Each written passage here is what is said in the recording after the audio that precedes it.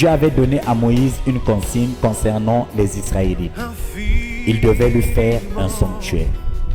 Puis, l'Éternel a fourni les plans de la structure du sanctuaire, de son mobilier et de tous les accessoires. Ce tabernacle, ou encore temple, serait le centre du vrai culte pour tout Israël. Nous ne savons pas combien de personnes ont travaillé à la réalisation du tabernacle, mais tous les Israélites ont été invités à soutenir le projet par des offrandes. Tous ceux qui avaient le cœur bien disposé devaient apporter une contribution à l'Éternel. Rapidement, on disposa d'une quantité énorme de matériaux, mais le peuple continuait d'en apporter. Le matériau était suffisant pour tout le travail à faire et même plus que suffisant. Grâce à la générosité des Israélites, le tabernacle fut achevé en moins d'un an. En soutenant le vrai culte, le peuple avait donc honoré l'Éternel. Près de 5 siècles après avoir construit le tabernacle, les Israélites entreprirent la construction du temple de Jérusalem. David lui-même soutenu de tout son cœur ce projet. Il acheta des pierres, des grosses pièces de bois et d'autres matériaux. Il offrit également de grandes quantités d'or et d'argent prises sur ses fonds personnels.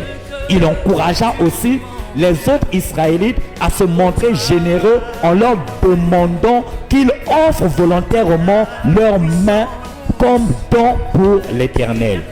Lorsque vint pour Salomon le moment de lancer les travaux, Salomon disposait de milliers de tonnes d'or et d'argent. La quantité de cuivre et de fer était si grande que rien ne permettait de peser ces métaux.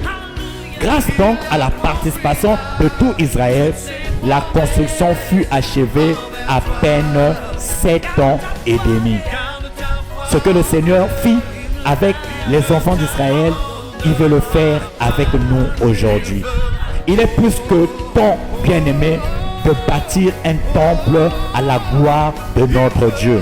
Il est plus que temps de délocaliser notre église de Brazzaville. À l'instar de celle de Pointe-Noire, 2022, Dieu veut que nous lui bâtissons un temple qui donne davantage accès aux gens. C'est pour cela que nous sommes invités à disposer nos cœurs pour soutenir financièrement et matériellement ce grand projet en apportant nos contributions volontaires à travers ce lien que vous avez sous votre écran.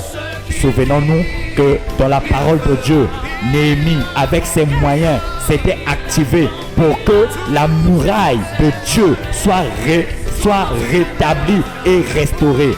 Et nous savons comment il fut béni, comment Dieu lui donna la victoire sur tous ses ennemis, comment Dieu bénit tous ceux-là qui avaient travaillé activement à ses côtés pour que les murailles soient reconstruites.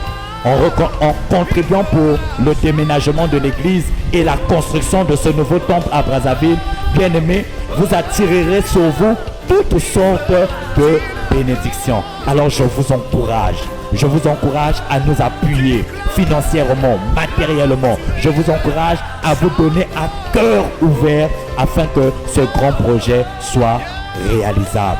Que l'Éternel Dieu vous bénisse.